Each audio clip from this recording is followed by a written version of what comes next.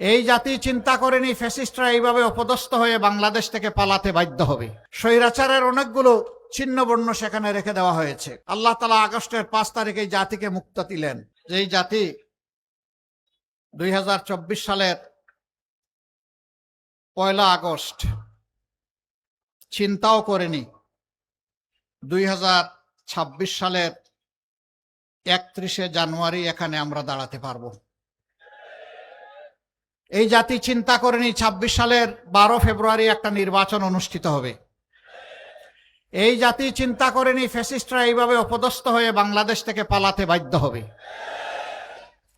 এই জাতি চিন্তা করেনি সারা বাংলাদেশ ছোপ ছোপ রক্ত আর খাড়ি খাড়ি লাশ থেকে রেহাই পাবে।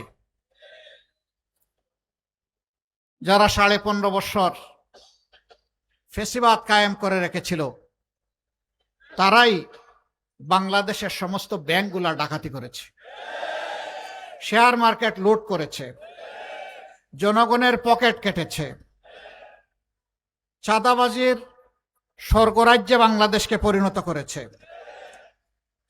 দুর্নীতিতে দেশকে ডুবিয়ে দিয়েছে। তারা মানুষকে আপনজনের বুক থেকে ধরে নিয়ে গুম করে আয়না করে ফেলে রেখেছে। দিন নয়, সপ্তাহ নয়, মাস নয়, বছরের পর বছর। আপনজনরা জানতেন না তারা বেঁচে আছেন নাকি দুনিয়া থেকে বিদায় নিয়েছেন। তারা জানতেন না তারা কোথায় পড়ে আছেন। খবরের সাইজের একটা ঘরের মধ্যে বছরের পর বছর ওখানেই থাকা, ওখানে পেশাব, ওখানে পায়খানা, ওখানে খাবার, ওখানে গোসল, ওখানে সবকিছু। আপনারা ইচ্ছা করলে দেখে আসতে পারেন। জুলাই স্মৃতি জাদুঘর বানা হয়েছে। স্বৈরাচার যে জায়গা থেকে বসে বসে সারা দেশটাকে জুলুমের রাজ্যে, হত্যা এবং খুনের রাজ্যে, ধর্ষণ এবং লুণ্ঠনের রাজ্যে পরিণত করেছিল সেই গণভবনকে, সেখানে আয়নাগরের একটা প্রতীকী প্রোটোটাইপ সেখানে বানিয়ে রাখা হয়েছে। সময় যারা পান একটু দেখে আসবেন। স্বৈরাচারের অনেকগুলো ছিন্নবর্ণ সেখানে রেখে দেওয়া হয়েছে। এটা আগামী বিশেষ করে যারা দেশ করবে তাদেরকে এটা দেখে এখান থেকে শিক্ষা নেওয়া উচিত। মানুষের সাথে জুলুম করলে তার পরিণতি কি হতে পারে এই জাদুঘরটা দেখলে তার অনেকটুকুই বোঝা যাবে বলে আমি বিশ্বাস করি। সম্মানিত ভাই ও বোনেরা, এই বাংলাদেশ আমাদের প্রিয় জন্মভূমি। যারা এই দেশকে ভালোবাসে, মানুষকে ভালোবাসে, তারা এই দেশের মানুষকে একটু শান্তি উপহার দিতে চায়।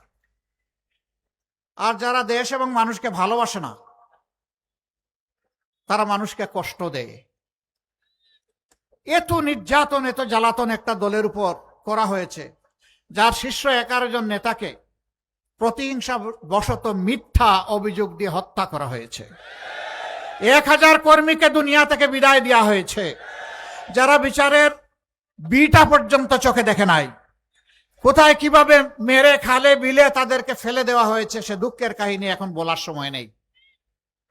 সবগুলো অফিস বন্ধ করে রাখা হয়েছে 13.5 বছর।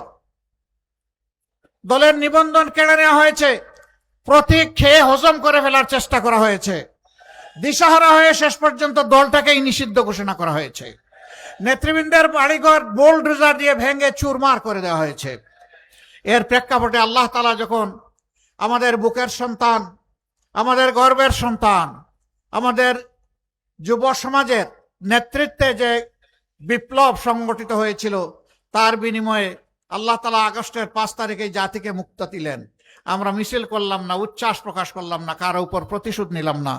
আল্লাহ তাআলার নিয়ামতের শুকরিয়া আদায় করে আমরা সেজদায় পড়ে গেলাম।